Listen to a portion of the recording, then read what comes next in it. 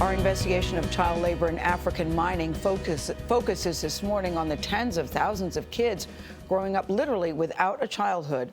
We showed you yesterday how the mineral cobalt is most often unearthed in the Democratic Republic of Congo, also known as DRC. Many top electronic and electric vehicle companies need cobalt to help power their products. We spoke with some of the companies that use cobalt in lithium-ion batteries. All acknowledged problems with the supply chain, but said they require suppliers to follow responsible sourcing guidelines. Apple is an industry leader in the fight for responsible sourcing, but it says walking away from the DRC, quote, would do nothing to improve conditions for the people or the environment.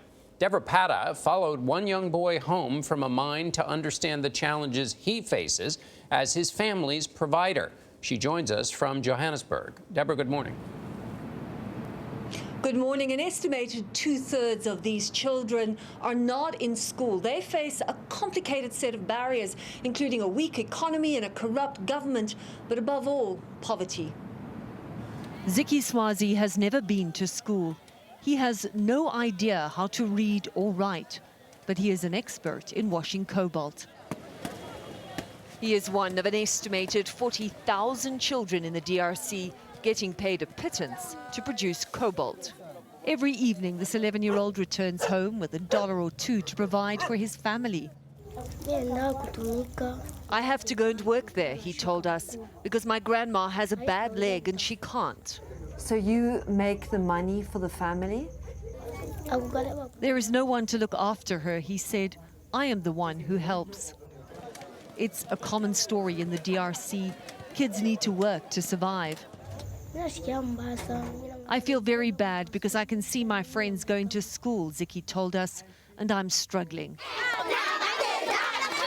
Well, this really is what children should be doing. Every child here has been rescued from a mine and put in a school receiving a decent education. At the Good Shepherd Project, Sister Catherine Mutindi and her colleagues have rescued over 1,000 children from the mines. Life is so dear, life is so happy. The kids who manage to get here are given a hot meal and a break from reality. And how bad are the conditions in the mines?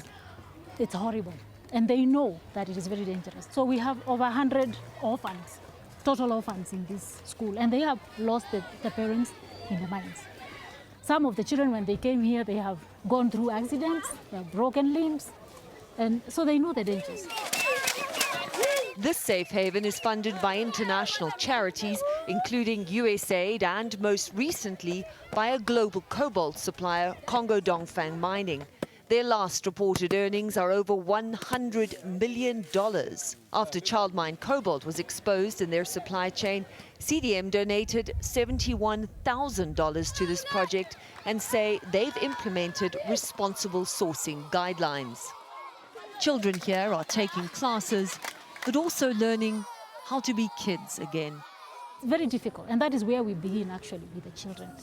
You know, helping them to begin to think about tomorrow. They say tomorrow because they think of today. But tomorrow for Ziki has to wait.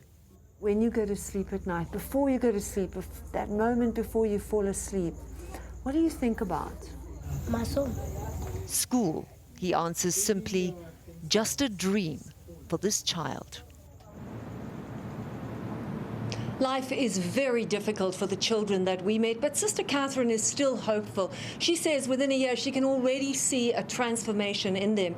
These children may be the future, but first they have to realize they actually have one, John.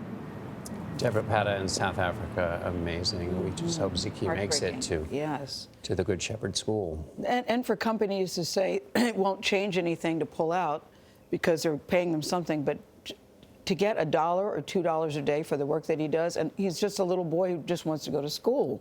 It is the responsibility of these companies, and I would say journalists too. The government's in shambles, accused of corruption, so I'm glad we're able to at least tell their story. It's fantastic storytelling. You can see full replies from some of the companies who have been connected to the supply chain on CBSThisMorning.com, along with more video from the investigation.